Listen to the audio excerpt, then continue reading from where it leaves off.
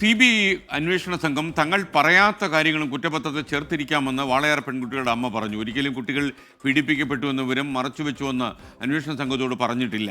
CBI കുറ്റപത്രത്തിനെതിരെ നിയമ നടപടികളുമായി മുന്നോട്ട് പോകുമെന്നും പെൺകുട്ടികളുടെ അമ്മ 24-നോട്. മനുഷ്യ മനസാക്ഷിയെ ഞെട്ടിച്ച വാളയാർ കേസിലെ ആദ്യത്തെ കുട്ടിയുടെ മരണം നടന്നിട്ട് 8 വർഷം തികയുകയാണെന്ന് വാളയാർ പെൺകുട്ടികളുടെ അമ്മ ഇപ്പോൾ ചേരുകയാണ്. ഈ കേസ് ഒരു നിർണായക ഘട്ടത്തിലൂടെ കടന്നുപോയിക്കൊണ്ടിരിക്കുകയാണ് ഇപ്പോൾ. അതുകൊണ്ട് തന്നെ ഈ ഓർമ്മ ദിനത്തിന് വലിയ പ്രാധാന്യമുണ്ട്.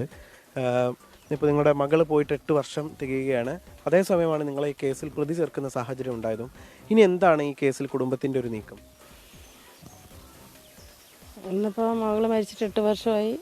അപ്പോൾ ഇനിയിപ്പോൾ നാളുകളിൽ നമ്മളെന്തായാലും സമരമായിട്ട് മുന്നോട്ട് പോകും നിയമപരമായിട്ട്. ഇപ്പം ഞങ്ങൾ അവസാന ഘട്ടത്തിൽ ഞങ്ങളെ പ്രതി ചേർത്ത് നിർത്തിയിരിക്കുകയാണ്. യഥാർത്ഥ പ്രതികളെ രക്ഷിക്കാൻ വേണ്ടിയുള്ള തന്ത്രമാണ് ഇപ്പോൾ അവർ ചെയ്ത് ഇപ്പോൾ അച്ഛനും അമ്മനെയും അവസാന ഘട്ടത്തിൽ പ്രതി ചേർത്ത് നിർത്തി. നമ്മളിത് മുമ്പിൽ കൂട്ടി കണ്ട തന്നെയാണ്. കാരണം പാലക്കാട് പോസ്കോ കോടതിയിൽ നിന്ന് കേസ് അവർക്ക് CBI കോടതിയിലേക്ക് വേണമെന്ന് അവർ നിർബന്ധിച്ച് മാറ്റിയപ്പോഴേ അന്നേ നമ്മൾ തീരുമാനിച്ച കാര്യമാണത്. ഇവരെന്തായാലും അവസാന ഘട്ടം കൊണ്ട് നമ്മുടെ നേർക്ക് തിരിയുന്നുള്ളത് നമുക്ക് അന്നേ അറിയാമായിരുന്നു.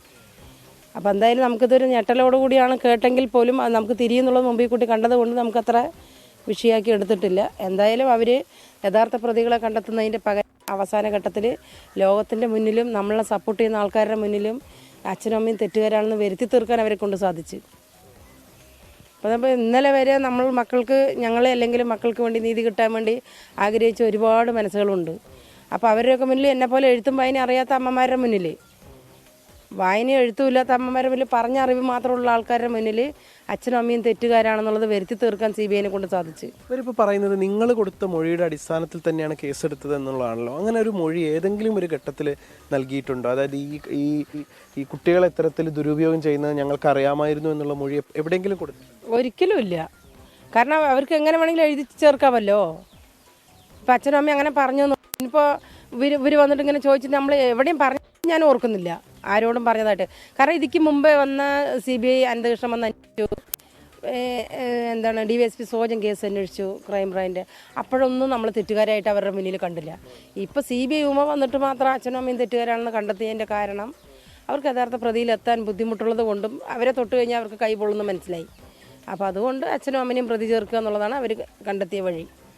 എന്തായാലും ഇന്നിപ്പോൾ ഇവിടെ വെച്ച് ഇവരുടെ സമരസമിതിയുടെ നീതി സമരസമിതിയിലെ ആളുകളൊക്കെ തന്നെ ചേരുന്നുണ്ട്. പുതിയ തീരുമാനങ്ങൾ എന്താണ് ഇനിയിപ്പോൾ ഈ പ്രതിഷേധവുമായി ബന്ധപ്പെട്ടുകൊണ്ട് എടുക്കേണ്ട പുതിയ തീരുമാനങ്ങൾ എന്നുള്ള കാര്യത്തിലൊക്കെ ഇന്ന് തീരുമാനമാവുകയും ചെയ്യും. നിഖിൽ പ്രമേഷ്, 24 പാലക്കാട്.